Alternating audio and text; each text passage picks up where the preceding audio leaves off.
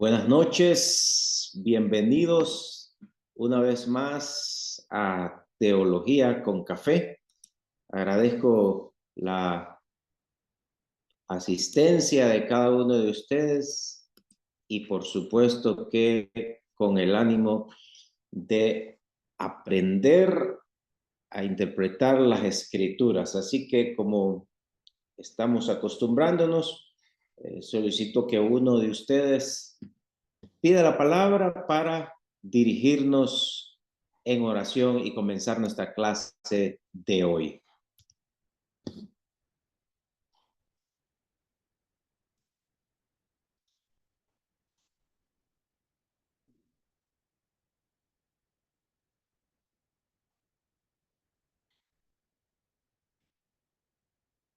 Un voluntario que pida la palabra para comenzar nuestra clase.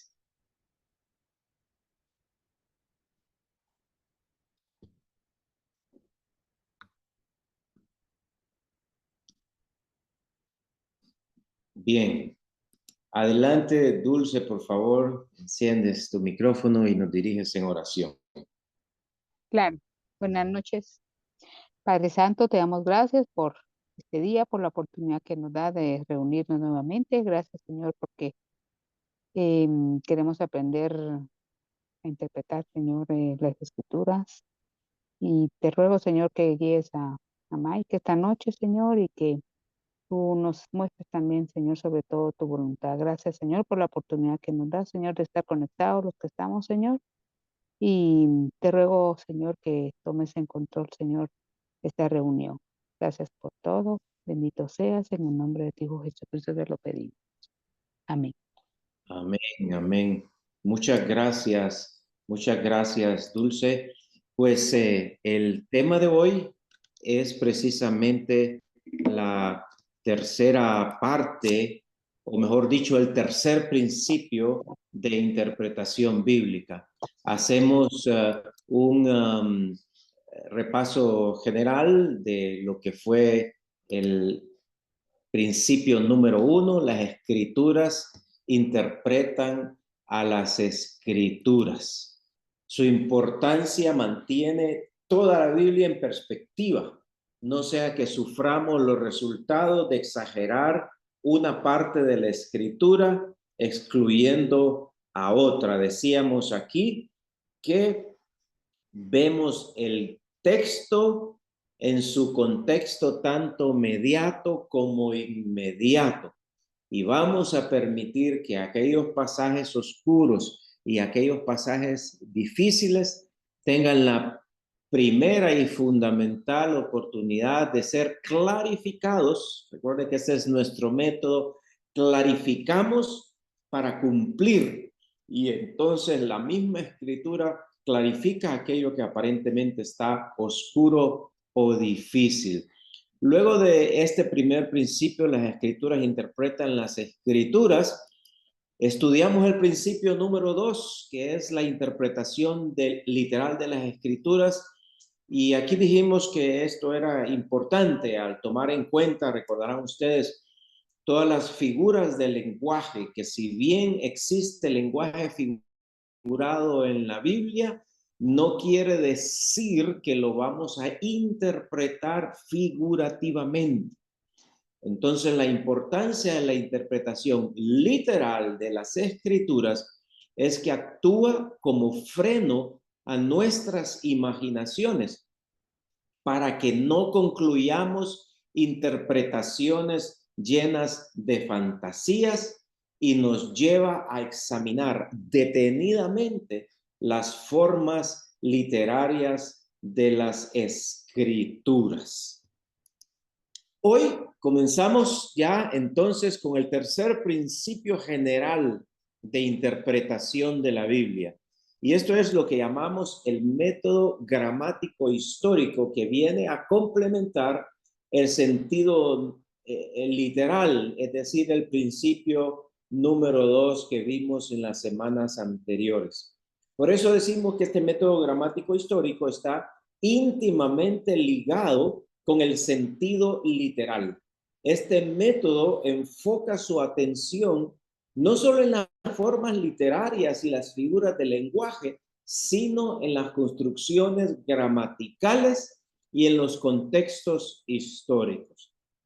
Este día, a través del grupo WhatsApp de Teología con Café, les envié, además del material que estoy presentando ahora mismo, un material adicional para recordarnos aquello que recibimos de clases en primaria, en secundaria y aún en la universidad, las definiciones fundamentales de la gramática para ilustrar su importancia a la hora de interpretar las escrituras.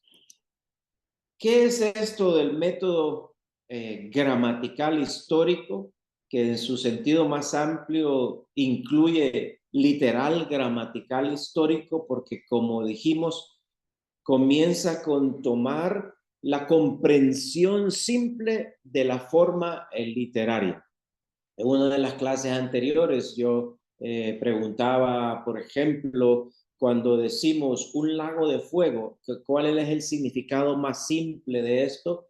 Y Álvaro de Guatemala nos compartió que estaba haciendo erupción, volcán allá, y que entonces el lago de fuego es eso, lava, y que uno en su significado simple entiende que se trata de un lago de fuego, que hay fuego ahí. Lago de agua, obviamente, es agua.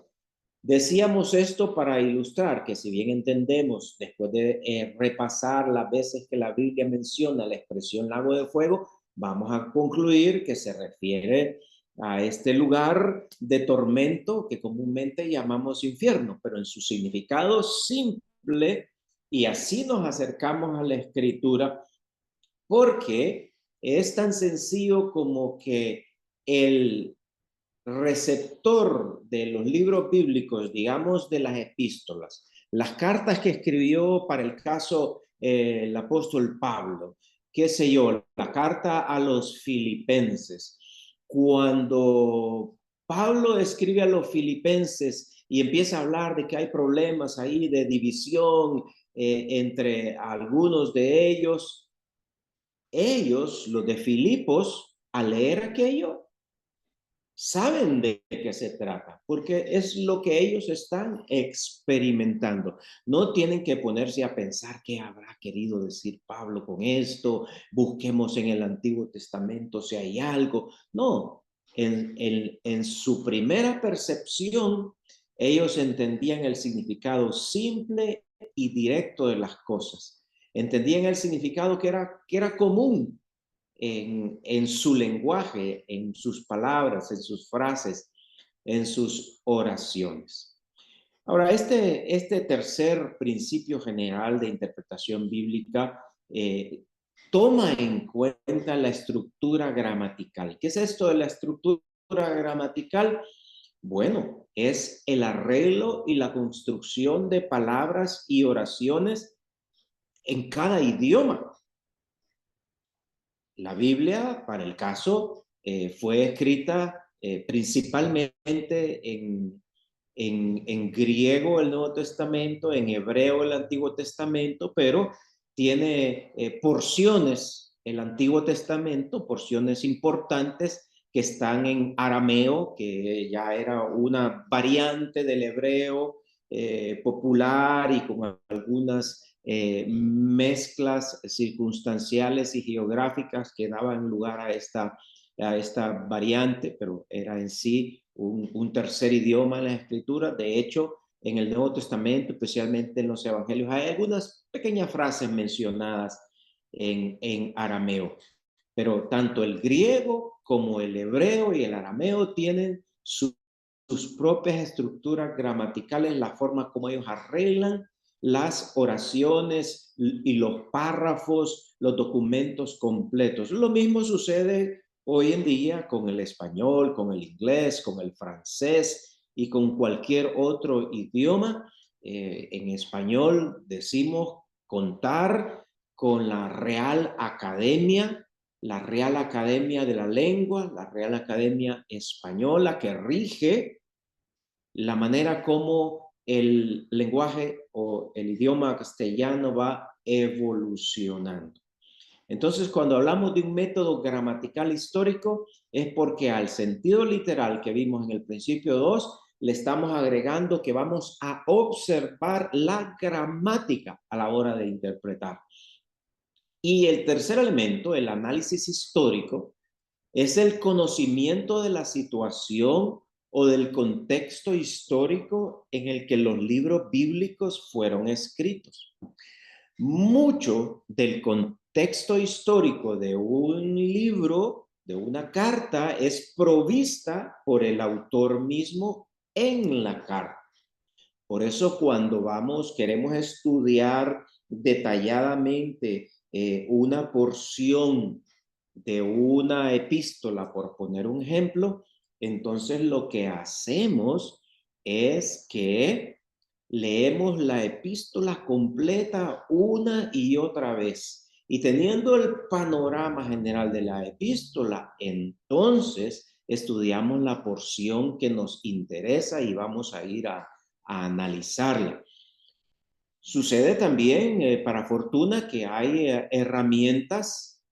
Recuerdo también que en una de las primeras clases, Noel de Tegucigalpa me preguntaba si recomendaba algún comentario bíblico, y yo le decía que si van a invertir en alguno de estos libros que son caros, que prefiero recomendar que inviertan en un diccionario bíblico, porque el diccionario no es dogmático, no es de interpretación. El diccionario lo que provee son elementos tanto gramaticales como históricos, los diccionarios bíblicos. Esa es una tremenda herramienta que nos va a ayudar a conocer el análisis histórico de un libro bíblico, de una epístola, de una carta, para saber qué es lo que ocurría en ese contexto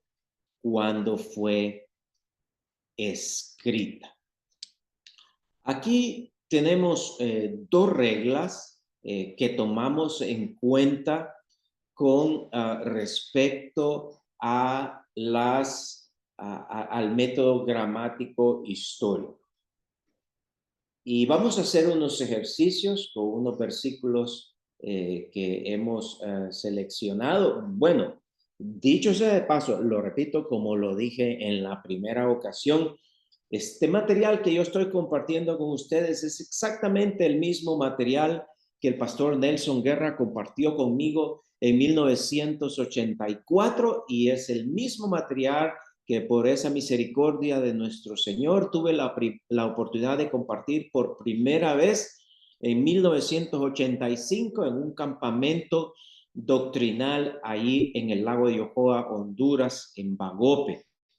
Así que no es tanto como que los hemos seleccionado ahora, son los mismos ejemplos a los cuales le vamos a ir sumando otros, pero vea usted, y yo le animo, porque nuestra metodología aquí, ya hablé de clarificar y cumplir, incluye después entonces el transformarme para trascender, y esto implica que luego de haber cumplido lo que fue clarificado, permito que sea el Espíritu Santo de Dios quien trabaje en mi vida, no como una persona religiosa, ya hablé de esto en algún momento también, sino como una persona de fe.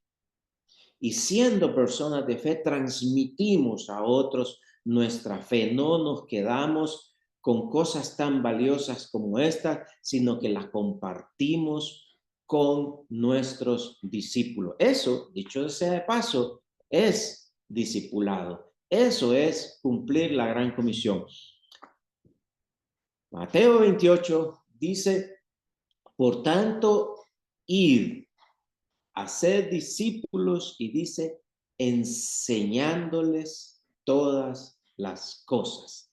Enseñándoles. Usted no puede decir que cumple la gran comisión si no está enseñando lo que el Señor le ha dado a conocer a usted, lo que usted ha aprendido de su palabra, usted es responsable de transmitirlo también a otros. Es decir, comunicamos el evangelio. Imagínense, eso solo es como quien dice el principio, pero somos responsables de enseñar todas las cosas que Él nos ha mandado. Así que tendremos esos versículos y podemos buscar otros para comprender este método. Pues decía estas dos reglas. La primera de ellas son las definiciones que el autor pone en sus términos. A veces encontramos en uno de los libros didácticos de la Biblia definiciones interesantes, completas, y que puede haber otros elementos en las escrituras mismos que nos amplían un concepto, como el concepto de la fe, como el concepto del evangelio. ¿Qué es el evangelio en la declaración misma y directa de las escrituras? Pues sucede que autores nos dan sus definiciones. Pablo, por ejemplo, en 1 Corintios 13, óigame, qué gran definición de lo que es el amor. O el mismo Pablo definiéndome el fruto del Espíritu. Es decir, yo puedo construir en base a un estudio sistemático de la Biblia la definición de un tema bíblico. Sin embargo, debo estar atento que hay ocasiones en que el autor me da su propia definición y esa definición merece nuestro respeto. Lo dije, vamos a hacer unos ejemplos con los versículos que tengo preparados más adelante. Y la segunda regla con este método es que los milagros se deben aceptar literalmente.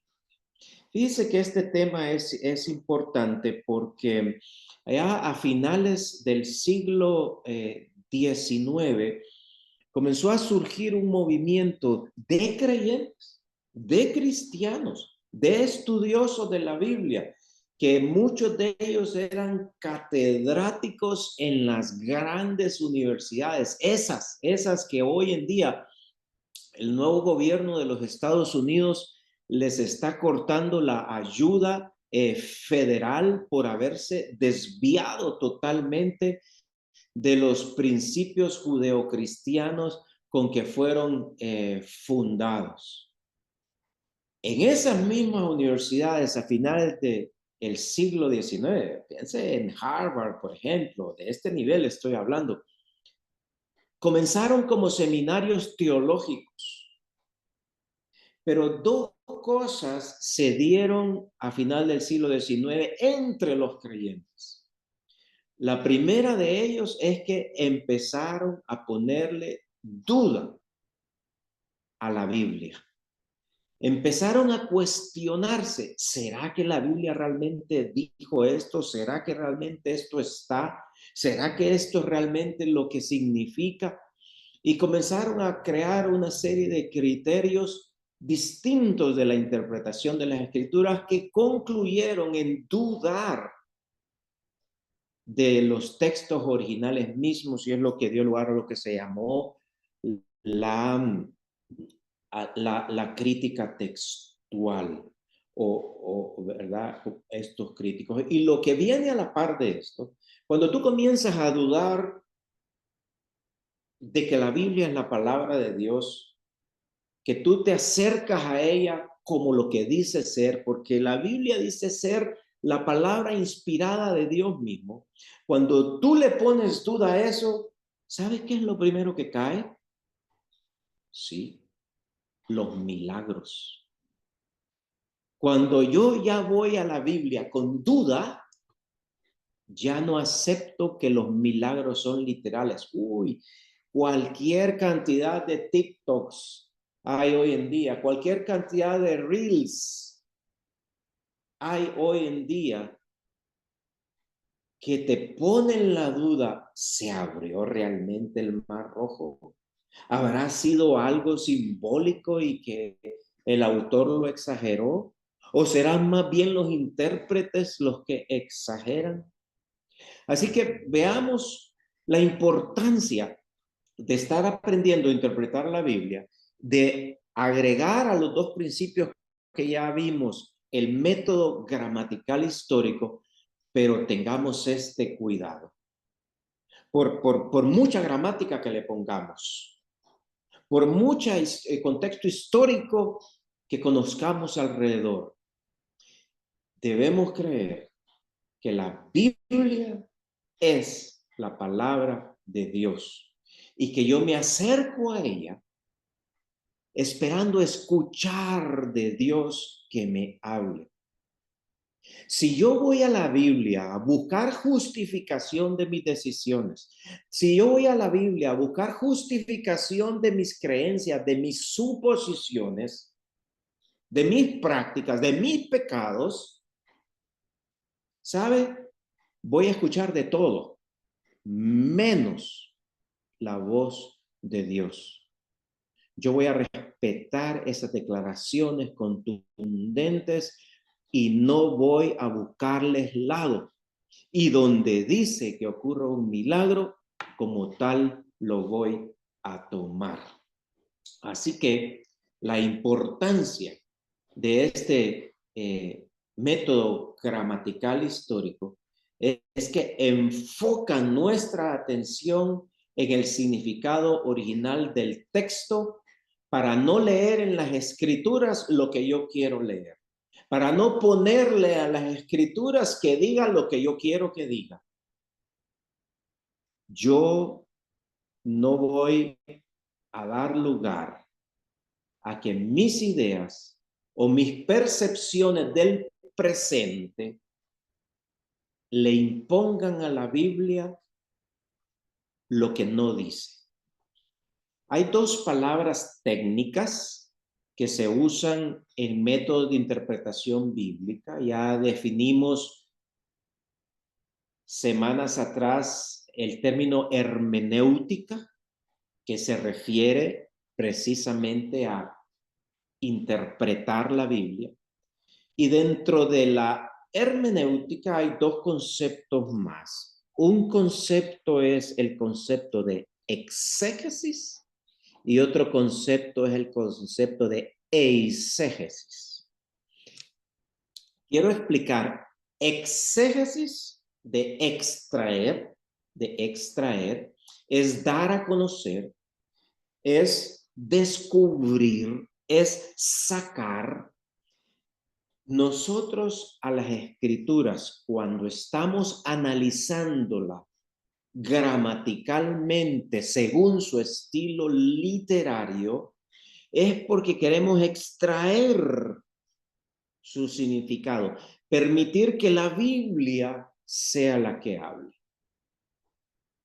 Hay, de hecho, un bonito pasaje en el Evangelio de Juan, en el capítulo 1, cuando dice, a Dios nadie lo ha visto, pero el Hijo lo ha dado a conocer. El Hijo ha dado a conocer al Padre. Les pongo este ejemplo porque en griego dice allí, porque el Hijo le ha hecho exégesis al Padre, una manera de plantearlo. Las escrituras nos exponen la palabra de Dios y el método gramatical histórico nos ayuda a comprender lo que la palabra tiene que decirnos a nosotros. Eisegesis sería lo contrario. Eisegesis es tener una idea preconcebida y entonces yo digo, yo sé que en algún lado de la Biblia tiene justificación esta idea mía. Y me voy a buscar y busco y busco y de repente hay algo que me parece que va por ahí. Entonces digo yo, esto es, esto es. Se cometen muchos errores cuando nosotros queremos justificar un pensamiento con un texto bíblico. Hermanos, cuando tenemos nuestro devocional o cuando queremos hacer un estudio más dedicado de un pasaje bíblico, cuando estamos comparando ahí con la aplicación New Version las diferentes versiones disponibles acerca de un versículo, dejemos que la Biblia me hable. No le ponga yo las palabras a mi lectura. Mejor poner atención con mis oídos espirituales y escuchar la voz de Dios, porque esa lectura, permitiendo a su Espíritu Santo hacer exégesis, me va a ayudar a comprender, me lo va a clarificar. Y estando clarificado, estoy listo para cumplir. En el ejercicio cotidiano de cumplir, me voy transformando. Y a medida que voy transformando, doy testimonio para que otros también tengan el beneficio de aquello que yo hago, aquello a lo que primero le hice exégesis y aquello a lo que ahora entonces voy a hacer trascender. Bien,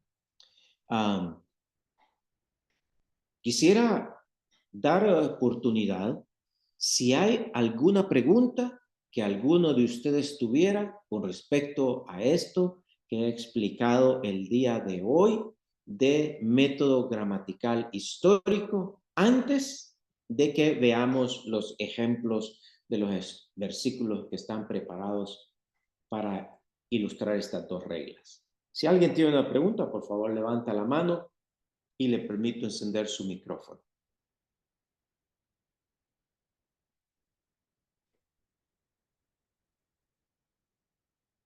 Bien, entonces avancemos.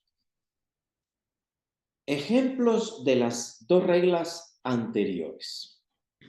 Entonces aquí tenemos 6 versículos y vamos a hacer como lo hemos hecho en las clases anteriores, en las conversaciones anteriores. Si alguno tiene esos versículos, entonces pide la mano, lo lee y mantiene su micrófono abierto porque de repente podemos tener una conversación sobre esa lectura para ilustrar estas dos reglas que ya mencioné. ¿Alguien tiene 1 Corintios 15, 3 y 4? Oscar, por favor. Oscar fue el primero a levantar la mano y vamos a atender a Oscar. A ver, Oscar. Buenas noches. Dice 1 Corintios 15, 3 al 4. Porque en primer lugar les he enseñado lo que también recibí, que Cristo murió por nuestros pecados conforme a las Escrituras, que fue sepultado y que resucitó al tercer día conforme a las Escrituras. Bien, Oscar. Allí tenemos nosotros una definición. ¿Cómo sabemos que es una definición y qué definición será? Entonces es aquí donde el contexto inmediato nos ilustra. Yo voy a leerte, Oscar, los primeros 2 versículos. Dice, además os declaro, hermanos, el evangelio que os he predicado, el cual también recibisteis, en el cual también perseveráis, por el cual asimismo, si retenéis la palabra que os he predicado, sois salvos, si no creísteis en vano. Y entonces después viene lo que tú leíste. Tú nos leíste una definición. Y la regla número 1 dice que si un autor me da una definición completa por sí mismo, esa definición debiera ser suficiente para mí, si bien existe la posibilidad de que otros pasajes de las Escrituras me amplíen, me ilustren o me detallen. Entonces, a la luz del versículo 1 y 2 ¿Podrías decirme, Oscar, la definición de qué es lo que tú me leíste? Del Evangelio. Pablo está definiendo el Evangelio. Exactamente, exactamente. Pablo lo dice. Os declaro, hermanos, el evangelio que os he predicado. Entonces, si yo voy a poner un examen a todos ustedes y el examen solo trae una pregunta y el examen vale 100% y la pregunta es, de acuerdo al apóstol Pablo, en su primera carta a los Corintios, en el capítulo 15, ¿qué es el Evangelio? ¿Qué es el Evangelio? ¿Cuál es la definición de Evangelio, Oscar? El Evangelio es el relato de que Cristo murió por nuestros pecados, que Él fue sepultado y que Él resucitó al tercer día. Ese es el anunciar Ese es el eso. Evangelio. Ese es el Evangelio. Exactamente. Y esta es una definición totalmente bíblica, no solo del contexto del Nuevo Testamento, sino que el autor mismo dice conforme a las Escrituras. Y cuando dice conforme a las Escrituras, no se refiere al Nuevo Testamento, se refiere al Antiguo Testamento. Muy bien, Oscar, muy bien. Gracias, gracias por tu participación. ¿Alguien más quiere conversar conmigo acerca de Gálatas 3:19? Que levante su mano.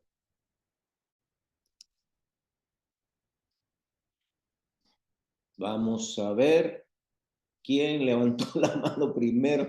Me parece aquí Ángel Florentino y en todo caso pues ya Rafael Rivera también levantó la mano. Entonces vamos a darle a Rafael el siguiente versículo. Vamos, Ángel, conversemos acerca de Gálatas 3:19. Buenas noches a todos. Gálatas 3:19 dice, entonces, ¿para qué se entregó la ley? Fue añadida la promesa para mostrarle a la gente sus pecados, pero la intención era que la ley durara solo hasta la llegada del Hijo prometido. Por medio de ángeles, Dios entregó su ley a Moisés, quien hizo de mediador entre Dios y el pueblo. Si yo te preguntara eh, así llanamente, Ángel, ¿para qué sirve la ley?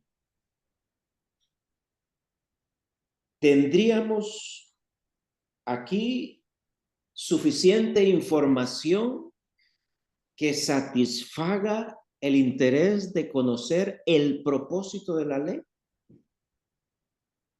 Creo que sí. ¿Para qué sirve? Dímelo. Bueno. Nosotros no sabemos que algo está mal si no hay un precedente. Entonces, Dios nos da una ley, Dios nos da una pauta sobre la cual nosotros caemos en cuenta de que somos malos, caemos en cuenta de que Él es muy amoroso, muy misericordioso y nos ha perdonado no poco, nos ha perdonado mucho. Entonces, creo que la ley nos muestra la misericordia, nos muestra el amor de Dios.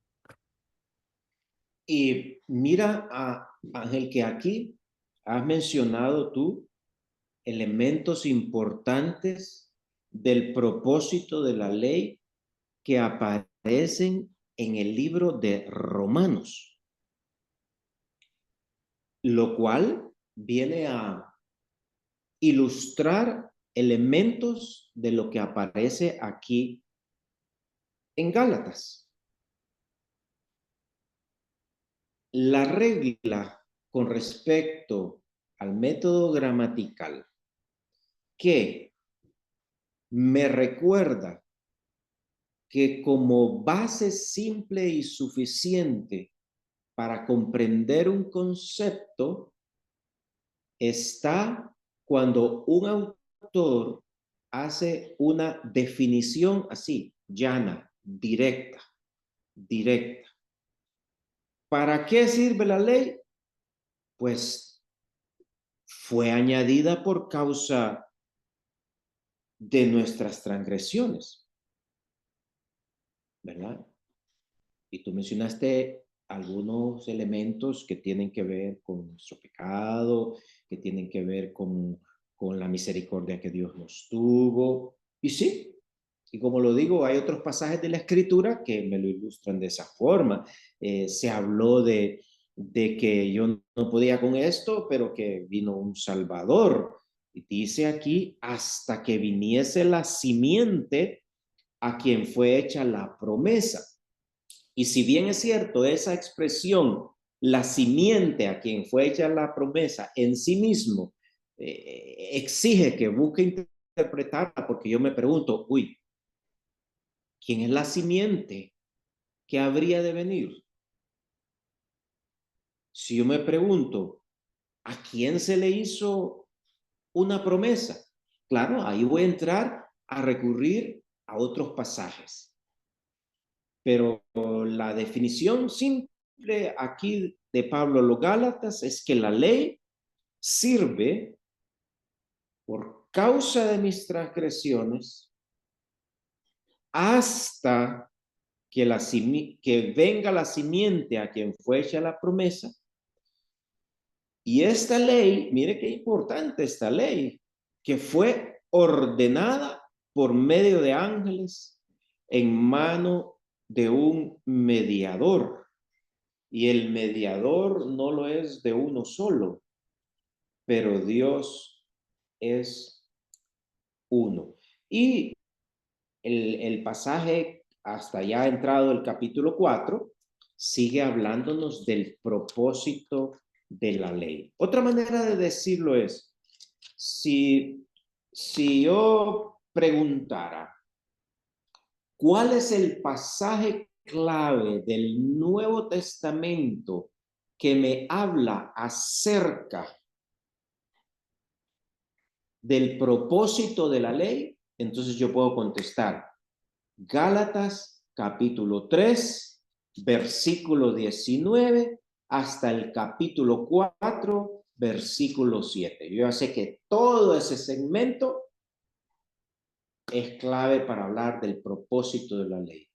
El versículo 3:19 así me lo dice, porque allí Pablo hace una pregunta. ¿Recuerdan que cuando vimos las figuras del lenguaje, incluimos una figura que se llama pregunta retórica? ¿Recuerdas esta, Ángel? La pregunta retórica. Pues una pregunta retórica es aquella que nos hace pensar en la respuesta, recordar la respuesta, aceptar la respuesta, aunque no nos dé la respuesta. Pero si el autor hace una pregunta y me da la respuesta, entonces esa es la regla número 1 que he mencionado. El autor me está dando una definición y yo tengo que respetarla en su expresión y su significado más simple. Después yo voy a expandirlo con otros pasajes que me ilustran. Yo con esto, y creo que hice la misma, compartí la misma enseñanza, el interés es eso, si hay algo con lo que yo quisiera que ustedes se quedaran de estas primeras clases, es que cuando lean la Biblia, su primera lectura sea con sencillez de idioma, sencillez de gramática, sencillez de historia, sencillez de espíritu, ¿Sabe por qué se lo digo? Porque el Señor quiere darse a conocer. El Señor no está jugando a las escondidas. El Señor quiere que le comprendamos. Por eso Jesús mismo dijo, voy a encargarme de que otro como yo, refiriéndose al Espíritu Santo, cuando yo ya no esté, le dice Jesús a los discípulos, va a venir otro que es idéntico a mí para recordarles todas las cosas y para enseñarles cosas nuevas. Porque ese es el Espíritu del Señor. Entonces, hermanos, yo quiero que todos ustedes se queden con una cosa de estas primeras clases. Cuando vayan a la Biblia, léanla con sencillez de corazón. No se compliquen, no se compliquen. Que cuando encuentren algo que los haga sentir complicados, entonces se van a YouVersion y le dan clic al versículo y le dan clic a comparar y leen ese versículo en todas las versiones disponibles. Uy, qué sabroso, me van a decir, me van a contar. Muchísimas gracias, Ángel, porque ahora ya conoces la respuesta, la definición, perdón, de Pablo para el propósito de la ley. Habíamos dicho que seguíamos con Rafael, ¿cierto? ¿Dónde está Rafael? No te veo. Bien, entonces aquí está Rafael y vamos por favor con Hechos 5, 3 y 4. Buenas noches. Dice, y dijo Pedro, Ananías, ¿por qué llenó Satanás tu corazón para que mintieses al Espíritu Santo y sustrajeses del precio de la heredad, reteniéndola? ¿No se te quedaba a ti? Y vendida, ¿no estaba en tu poder? ¿Por qué pusiste esto en tu corazón? No has mentido a los hombres, sino a Dios. Bien, gracias Rafael. Mira, quiero comentarte algunas cosas, Rafael, con respecto a estos versículos. Sucede que aquí está Pedro haciendo una declaración, está dándonos una descripción de los hechos que si lo leemos así, sencillo, por un lado, yo me voy a decir, ¿y este Pedro de dónde saca esto? ¿Y cómo sabe él esto? ¿Cómo sabe que esto es lo que pasó? Lo segundo que yo puedo hacer es, entonces yo encuentro aquí un precepto y entonces ahora yo ya puedo identificar quiénes están llenos de Satanás. No puedo hacer esto segundo. Lo que sí me ayuda a entender el método gramatical histórico es que hay interpretaciones que solo los autores bíblicos tienen autoridad para hacerlas. En este caso, podemos decir del Nuevo Testamento que hay interpretaciones que ellos hacen o revelaciones que ellos hacen desde su posición. Pues bueno, Jesús es Dios mismo y Pedro es uno de los apóstoles. Los apóstoles que escribieron las escrituras tienen una autoridad especial. Entonces, aquí la definición que está dándonos Pedro es la descripción de lo que pasó con Ananías y Zafira, su mujer. La pregunta es, ¿por qué llenó Satanás tu corazón para que mintieses al Espíritu Santo y sustrajeses del precio de la heredad? Solo Pedro pudo haber sabido que Ananías lo hizo porque Satanás fue quien llenó su corazón para mentir. Pregunta, Rafael. ¿Habríamos sabido nosotros, si no es porque Pedro nos lo dice, que la mentira de Ananías, número 1, fue por causa de que Satanás lo llenó, y de número 2 fue que a quien realmente le mintió no fue a Pedro ni a la iglesia naciente, sino que al Espíritu Santo? ¿Tendríamos elementos nosotros para discernir eso, para interpretar eso? No, no los tendríamos. No los tendríamos para nada. No los tendríamos. Como este es un pasaje que me narra un hecho de ese momento en que la iglesia se está formando, yo sencillamente no le busco lado. Como llego a la Biblia creyendo que es la palabra de Dios, entonces sencillamente acepto la definición, o en este caso la declaración del autor bíblico, y la tomo exactamente como está, sin objetarla. Ese es otro ejemplo de la regla número 1. Muchas gracias, Rafael. Vamos ahora con otro de ustedes, con 2 Corintios 12:12.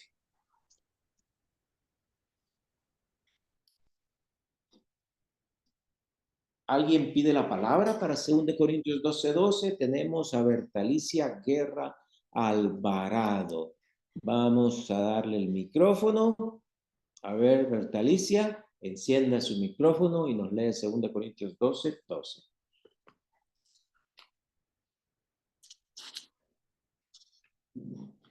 Debe encender su micrófono. ¿Ahí? Ahí estamos. Ok. Buenas noches.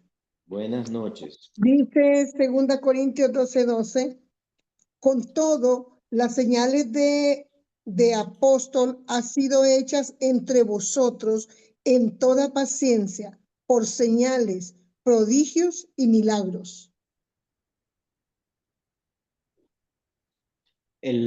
La segunda regla nos decía que los milagros descritos en la Biblia tenemos que aceptarlos literalmente como tales. Entonces, Berta, aquí con este versículo, lo que voy a aplicar de esta regla es que no tengo que buscarle lado ni a la gramática, ni a la historia, mucho menos poner en duda si está hablando en sentido figurado. Si aquí este pasaje me dice que una de las características, cualidades o distintivos de los apóstoles es que tenían la capacidad sobrenatural para hacer señales, prodigios y milagros. Entonces, Berta, cuando la Biblia dice que un apóstol hizo un milagro, ¿le ponemos dudas, sí o no? No. Y si no le ponemos debemos dudas, aceptarlo. correcto, correcto. Y si es un milagro, es algo que todos podemos hacer en el sentido de la autoridad apostólica, porque dice los apóstoles se caracterizaban por eso, con todo dice las señales, las señales. Esto me enseña que los apóstoles hacían milagros. Milagros. Sí. Y los milagros son obra sobrenatural de Dios. Sí. ¿Cómo lo vamos a entender? ¿Literalmente o figurativamente? Literalmente. Literalmente, no le vamos a poner duda. Sí. Y recordemos, somos personas de fe. La persona religiosa, cuando le parece ver un milagro, empieza a aplaudir emocionalmente y dice, ay, yo también quiero hacer uno.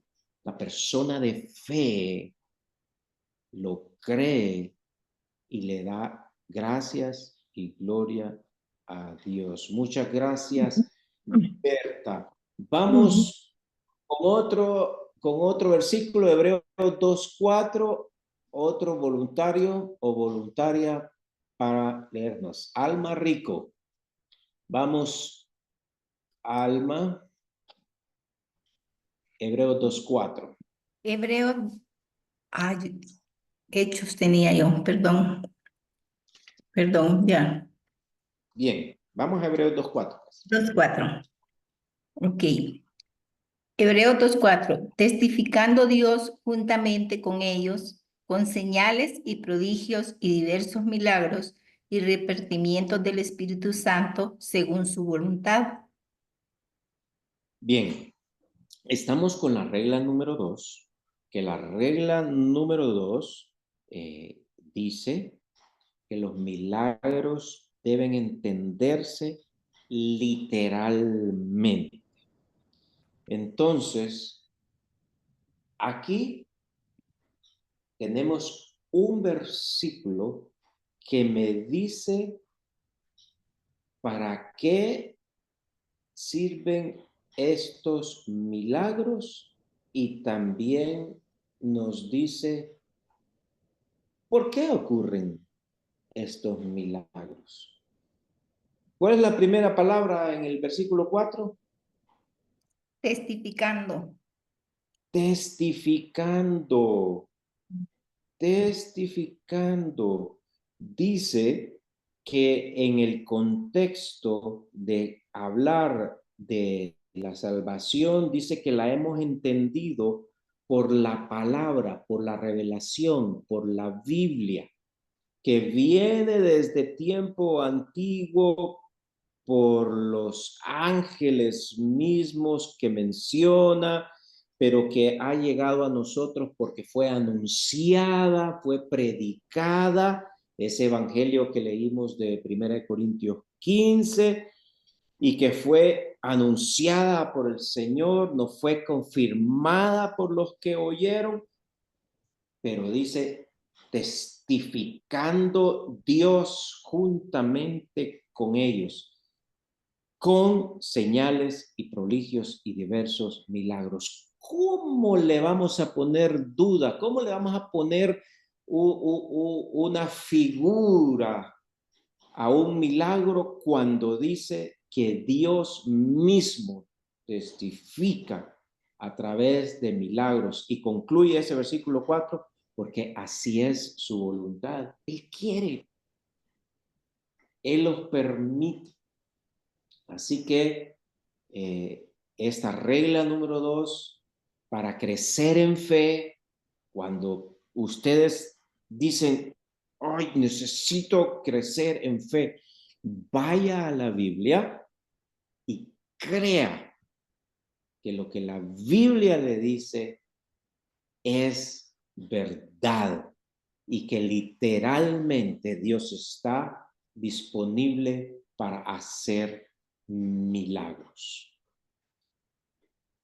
Gracias, Alma. Vamos ahora con Hechos 1 del 1 al 3. ¿Quién quiere participar con este último versículo? Hechos 1 del 1 al 3. Edgardo. Vamos a ver, Edgardo. Aquí estoy dándote el micrófono. Bienvenido, Edgardo, desde Costa Rica. ¿Qué tal, Mike? ¿Todo bien? Versión Reina Valera 60, ¿verdad? Lo estamos usando. La que gustes, la que gustes. Dale, pues. Ok, segundo.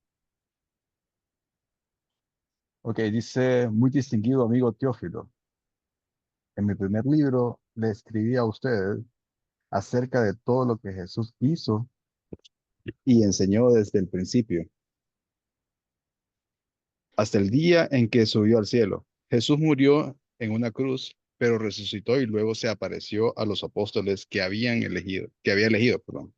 Durante 40 días le demostró que realmente estaba vivo y siguió hablándoles del reino de Dios. Un día en que estaban todos juntos, Jesús, con el poder del Espíritu Santo, les ordenó: no salgan de Jerusalén, esperen aquí hasta que Dios, mi Padre, cumpla su promesa de la cual yo les hablé.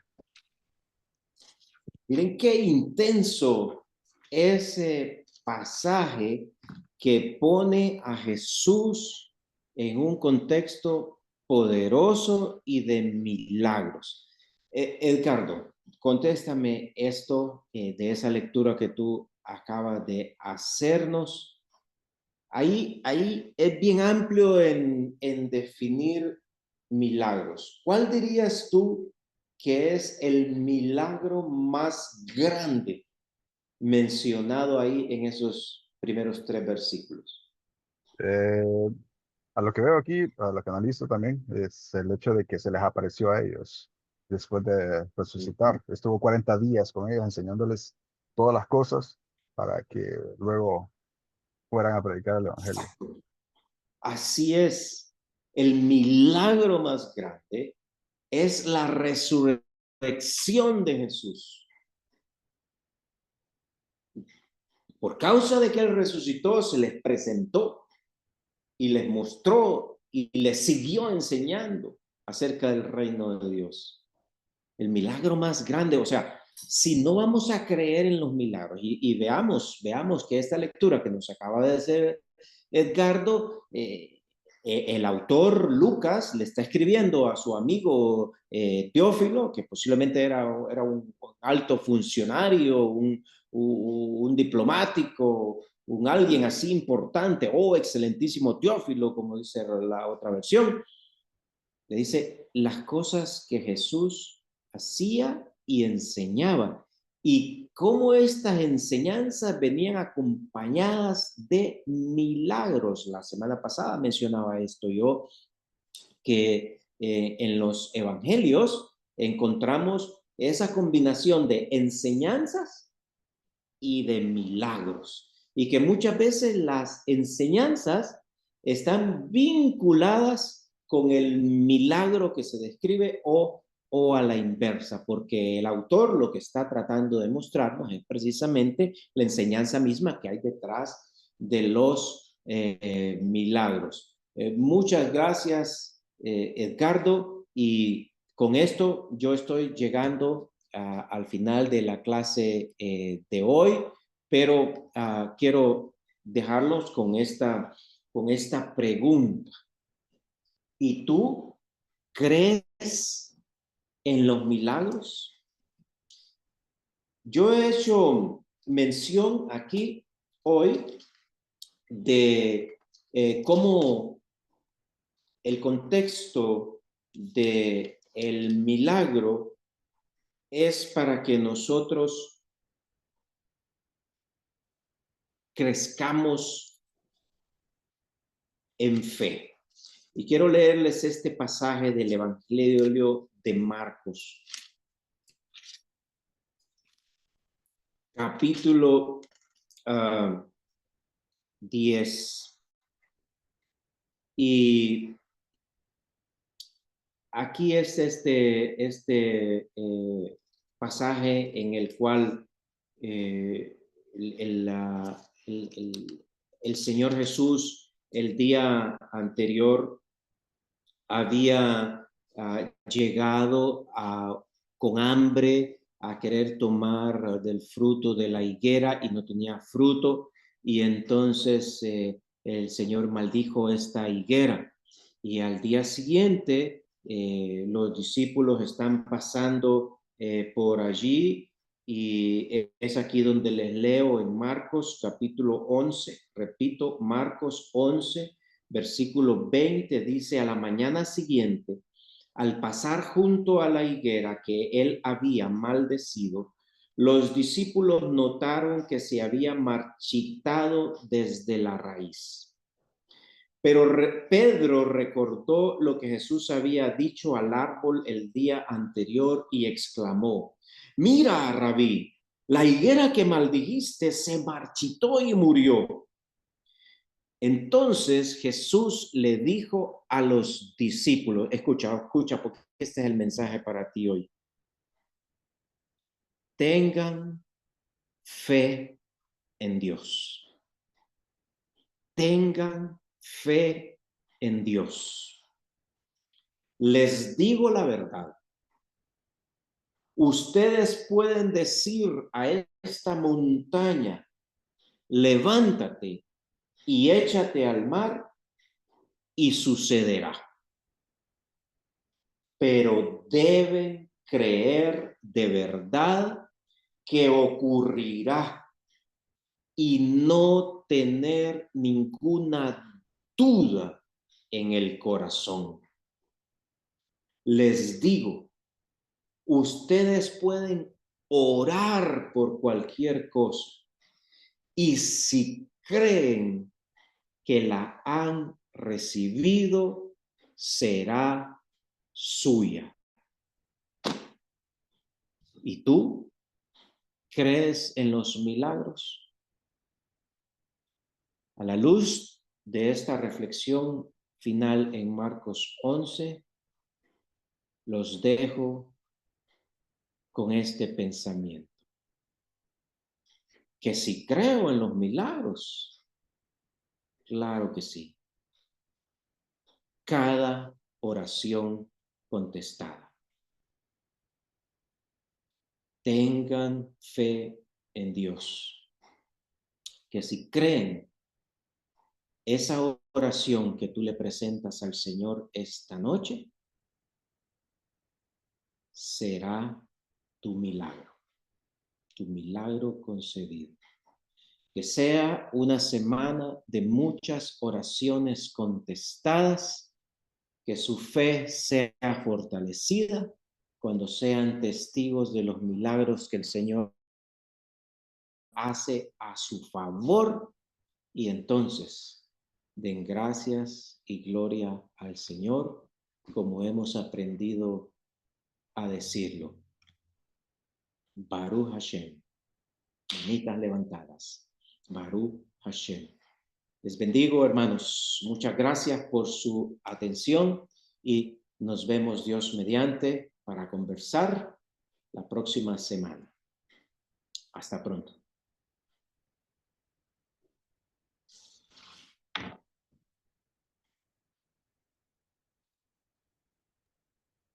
Buenas noches.